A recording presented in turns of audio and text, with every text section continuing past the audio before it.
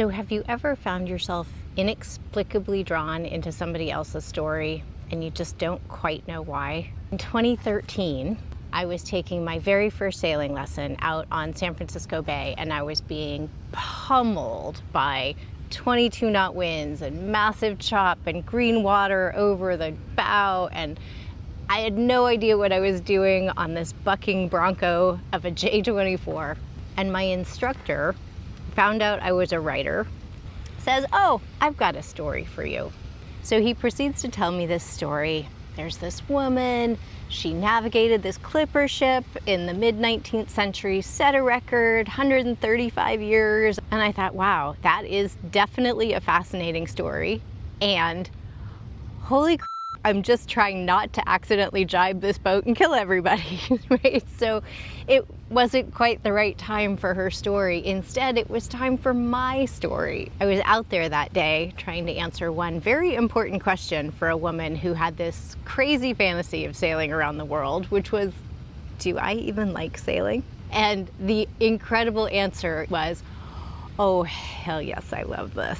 I doubled down on sailing, took every class I could, started racing, I got my captain's license, I even started instructing. And then in 2018, my boyfriend and I set off from San Francisco on a 37-foot sailboat, sailed all the way down to Mexico, in and up the Sea of Cortez. We spent 2 years cruising Pacific Mexico, getting our confidence to be able to cross an ocean.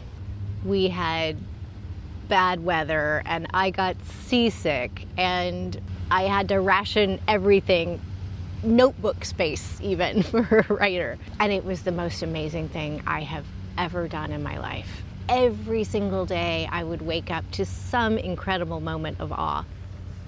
Every day I got to wake up in my same cozy bed, make my same cup of mocha pot coffee, and then take it out on an entirely different backyard. It was amazing. Dolphins, pilot whales, turtles, sunsets, and frigate birds, and blue-footed boobies, and openness, and expansion, and beauty. And then in early 2020, we were ready. Our boat was ready. Our minds were ready. We had provisioned for 6 months practically. And then 3 days from casting off the dock lines, COVID came and closed the entire Pacific Ocean. We sailed back to California. We moved off the boat and we sold her. And all of a sudden my life was landlocked again. And that's when Ellen's story came back to me. If I can't be sailing right now, well, maybe I can be writing about sailing. This is a way for me to reconnect with this sport that I love, this lifestyle that I love. But Ellen's story had other ideas. It was more than just this external story of triumph. I was so curious. How did she navigate the internal barriers of, like all of us, not wanting to be disliked?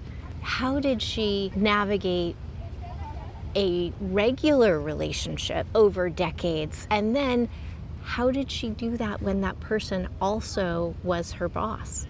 How did she lead without emasculating? How did she let her brilliance shine while also leaving room for his? These were questions that I found were more than interesting or fascinating. They were so personally meaningful. How do I navigate those internal barriers? How do I build a loving relationship that is also challenging in the right places? And how do I, as a woman, balance my skills and my partner's skills and our relationship towards a common mission? I find myself drawn to the stories that somehow intuitively I seem to know need to teach me something. And boy, were there lots of lessons for me in this one. I got what I needed to be the best person that I know how to be. It's July of 2025. and I've just published the prequel to the Navigator series, and I am 4 months away from moving on to a new boat with my husband, and we will start this project all over again. And then I will keep writing Ellen's adventures, but this time I get to layer on some of my own. So stay tuned, that's coming up as well.